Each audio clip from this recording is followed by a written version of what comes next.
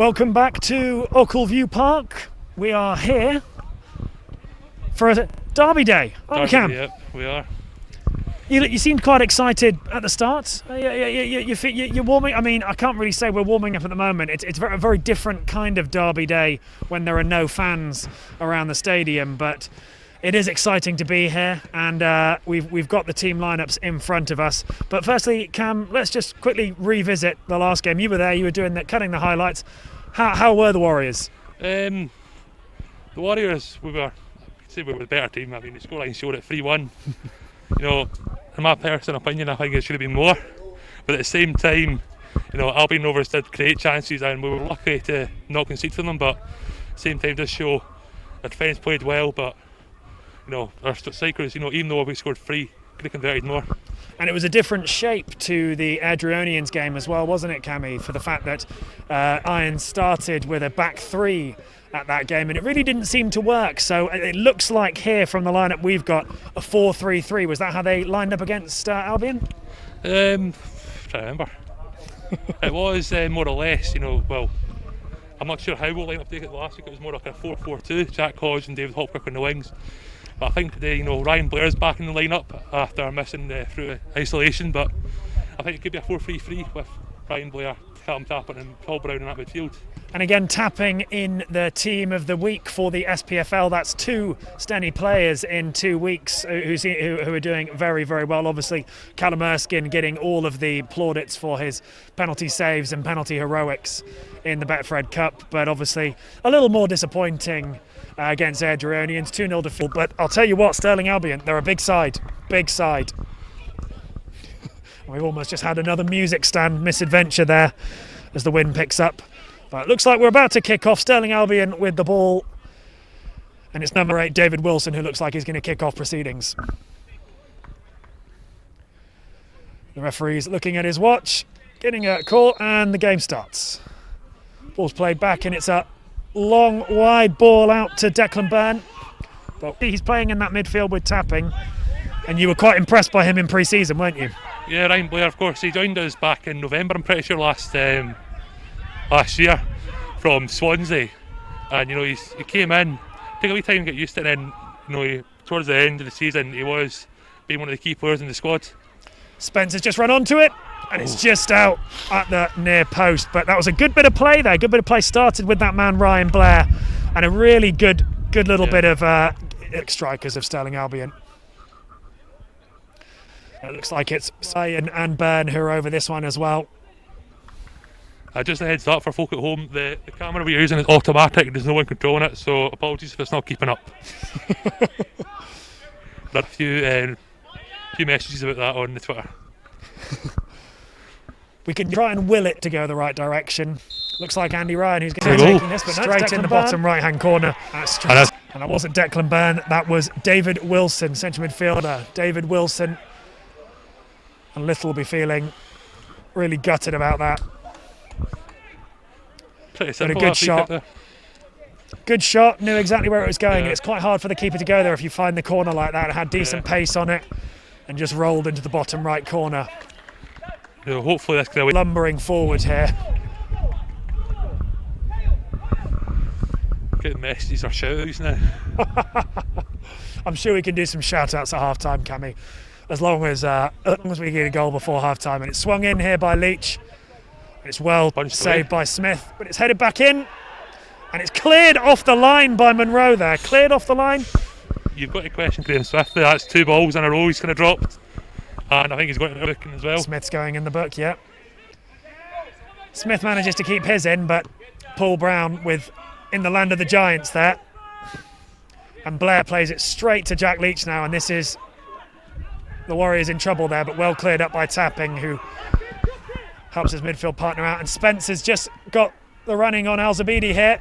He plays it in, just over the top right-hand corner, but there it is. That's 2 times now. Spence finding himself in space, but just not finding that finish, is he, Cammy? Firstly, he's certainly a lot more involved than Adrionians, but he's even got the spray, The best thing about that. Paul Brown making a one-man wall, and Leach over this. Going to be swinging it in towards McGregor. And it's Smith who flaps at it, and it's cleared away. I think he's went and injured there. And Smith is down, and he's looking in pain. Not too sure. It could be his shoulder again. It should be going back to the Warriors, but I don't think Stirling tell you that. Might not be sure. And it's straight back to their keeper anyway, so it didn't really matter. I think Tapping was looking to play in Muir in behind, but I'm not sure Muir was on the same wavelength. Yeah, I'm not too sure, to be honest. If it was, I can imagine it'd have been a little bit cheeky. The ball's coming towards us again. And the referee calls it there. Well, we'll finish the first half as we started it, with numerous goal kicks going out for throw-ins. So that's the first half, 1-0 to Stirling Albion at the moment. A difficult half for Stenhousemuir, with goalkeeper Graham Smith there going off in the last few minutes and Callum Erskine going on. And two bookings for the Warriors, with Krieg Little, the most notable one, on the edge of his area, giving away that free kick against Byrne that led to Wilson's goal. But you can't say the Warriors haven't had chances. Yeah, they've had quite a few chances, but Spence and a few. Callum Yates, he's right foot his sight from midway through the half, but still an Albion are they're leading deservedly, I'd say, having quite a few chances. But as you said, if you don't take your chances, you don't score. And they took the free kick, very good free kick, but one that the Warriors should have been blocking, really. And that's it. You look at the system that Stirling Albion are employing at the moment, and as you mentioned a little bit earlier in the half, that there is space in behind those wing backs, and there is definitely a weak link in Carl Banner for the fact that those balls over have been missed twice, and Yeats and Tiffany have been finding a bit of space on those far sides. But yeah, it's been a difficult half for the Warriors. Both teams losing a man. The Stirling Albion physio looking like he's going to be busy with Mr. McLean, who went off within 5 minutes, with Al-Zabadi coming on and looking relatively comfortable in that back three that they switched to throughout that half. But we'll sign off now, and we'll come back to you in around 7 or 8 minutes and give you the scores for League Two. But as we said, here at Oakleview Park, it's Stenhousemuir 0, Stirling Albion 1. Out, and I'm sure it's going to get far brisker as we go forward, as the second half gets underway, and Tapping plays it out to the far hand side, and Tommy Muir chases down to cap, and the sun seems to have gone behind what looks like some rather ominous rain clouds, Cammy, so fingers crossed I don't have to get my brolly out later. Hopefully it kind of stays off until afterwards, so we can commentate if we're getting soaked. Inevitably the rain's going to come as I walk back to Larbert Station, ready for the short train journey back to Haymarket. Tommy Muir frustrated there that it didn't land in his feet, but really good battling there from Hopkirk, and Spence plays it over towards Hopkirk, who's through on goal. Oh, good save. It's a great save there from Binney, but that was all down to the work of David Hopkirk there. Fantastic from David. Interplay with Spence, and as we were saying, Blair going to be looking for the head of Krieg Little and Andy Monroe, who's on that far side. Right, Blair hits it. Was that sneaking in, Cammy?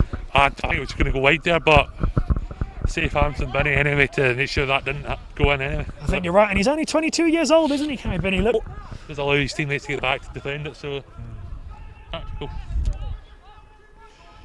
Tapping again will be looking for ahead of Monroe and Hopkirk, who looks unmarked at the back post, but Monroe wins that, and they're flapping at it at the moment, and BRB scores! Yes!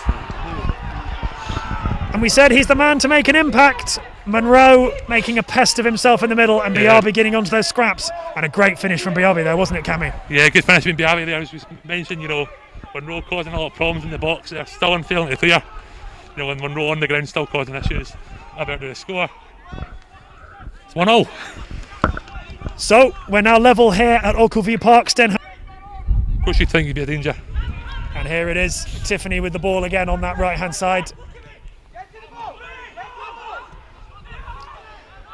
Tapping, screaming for that ball every time that Tiffany gets it, isn't he, Cammy? He really wants to get a hold of that, and Hopkirk gets under it. Shoot. It's taken down for Spence. Hopkirk with the ball, and it's a penalty. And you've got to say, you can't really argue with that, can you? No, we're shouting shoot there, but Spence knocked it on again. Has been clipped, and I think he'll be stepping up, or Biabi. stepping up to the penalty here. You can see BRB wants it, but Spence has gone and got the ball. Who's going to get it? Yeah, Spence is holding on to it. BRB's asking for it, but BRB has scored 3 goals so far competitively this season. Spence with 1.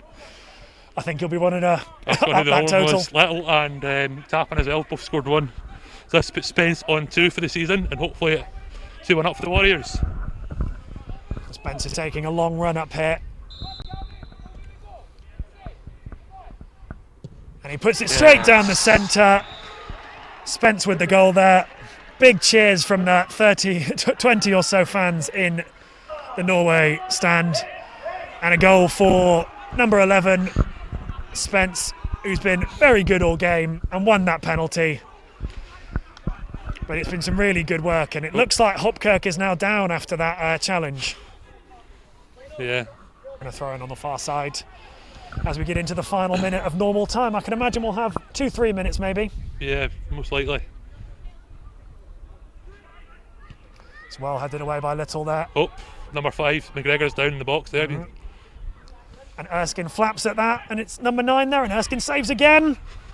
And number 10 hammers it into the back of the goal. That's a great strike there from Jack Leach, and that'll be really frustrating for the Warriors, who, after getting ahead, have managed to concede there with just a minute to go after a really scrappy bit of play and 2 flapped saves from Erskine, who'll be feeling frustrated, but not a huge amount he could do, I suppose, with that last shot there. But a take.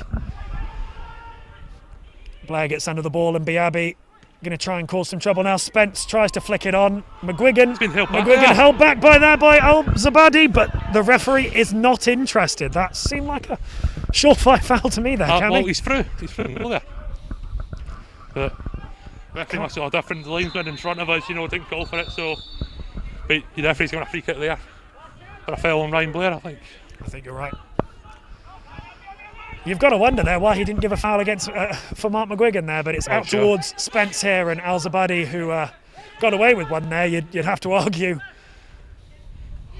Right idea again. Nope.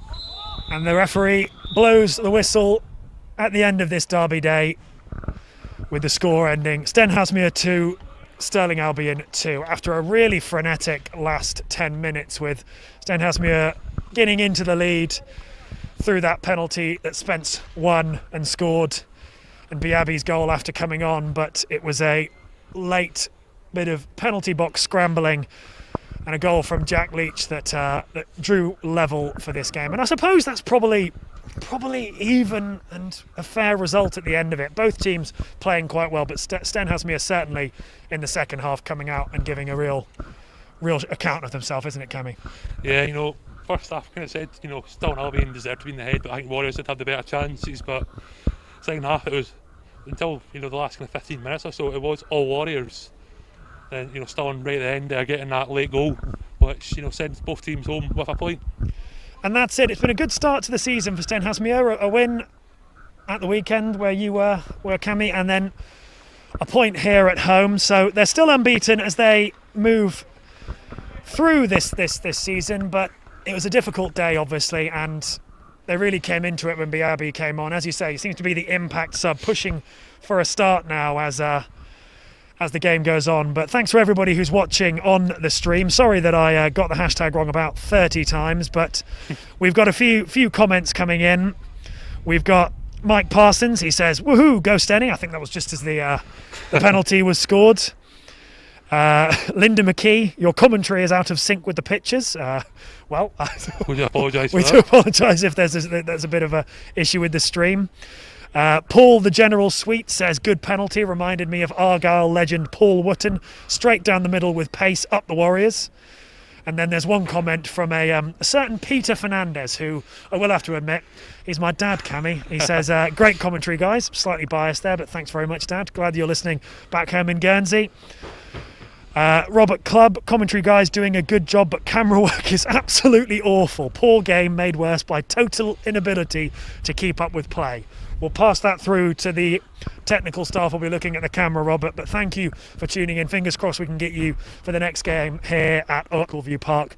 I must say, I thought it wasn't a terrible game. We got 4 goals, we got a penalty, we got incidents in either box, and certainly was one of those that Stenhousemuir will be gutted that they didn't win, isn't it, Cammy? Yeah, as you mentioned there, 2-1 up until, it was the 89th minute. It's still an Albion, score after we failed to clear a line. But, you can't really say much else than that, really. Still an Albion. I think they did deserve a point out of that overall, but, it'd be disappointing not to get the 3 points after, leading until pretty much the last minute.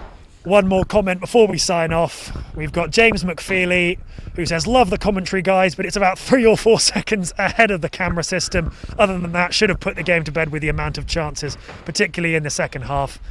Sad face, up the Warriors, we move on, happy face. And I think I'd agree with you there, James. Lots of chances in that second half that weren't put away. And fingers crossed that maybe me and Cammy will just have to slow down and kind of call it as the game kind of happens. It might be a little bit difficult, but thanks very much for joining us here on Warriors TV Live. And fingers crossed you'll join us again soon. Thanks very much, Cammy. Did you enjoy that? Yeah, it was good. Good to get back out here watching football again here at Oakville View. That's 2 games we've done the live commentary for, and our next game is on the 7th of November against Edinburgh City. We've already played them this season. They'll be in the league this time. And then our next game is next Saturday as we are away to Cowdenbeath.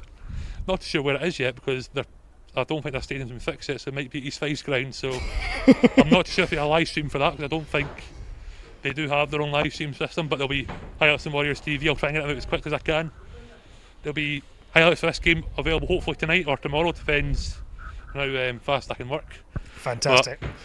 Well, Cammy's going to go and do the interviews, cut up the footage, but from here at Oakville Park, it's goodbye from Cammy and it's goodbye from me. Cheers. Thanks.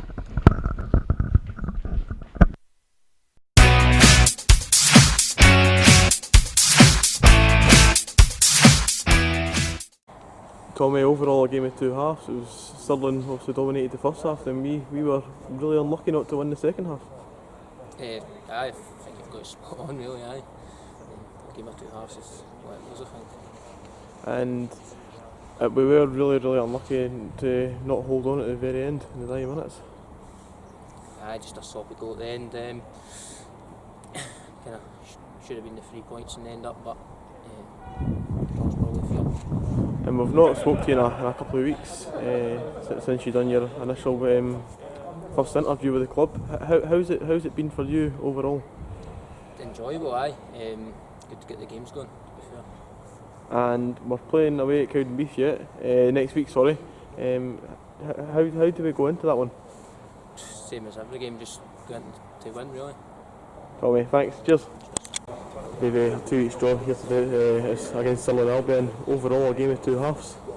Aye, the classic phrase, isn't it? We thought we were awful first half, didn't turn up. Stirling put us under pressure.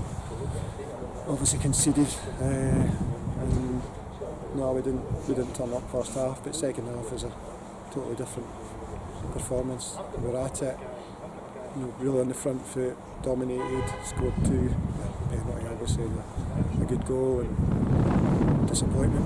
I thought it would be enough to see it out, but to be fair, it probably was a fair result if you look at the 2 halves.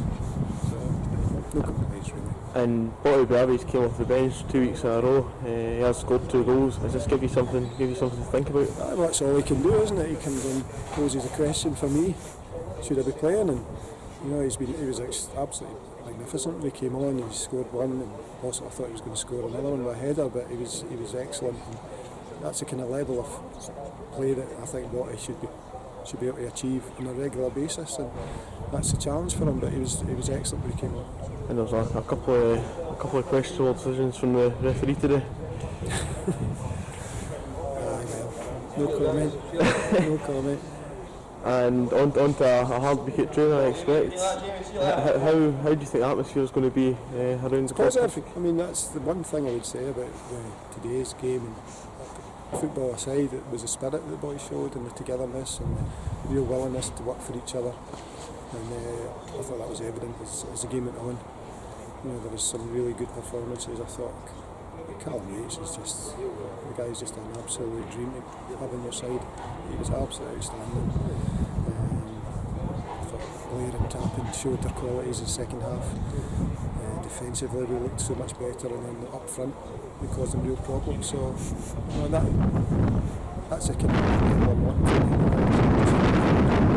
And one of the main talking points in the first half was, of course, the injury brought to Graham Smith. Have you got any updates about that? No, his knee looked a sore one, but again we'll have to wait until it's probably swelling. Unfortunately, I've got Tony the physios talking to our physio, so he's in good hands. We'll just have to wait and see what the outcome is. Davey, thanks for the interview. Cheers. Thank you. Cheers.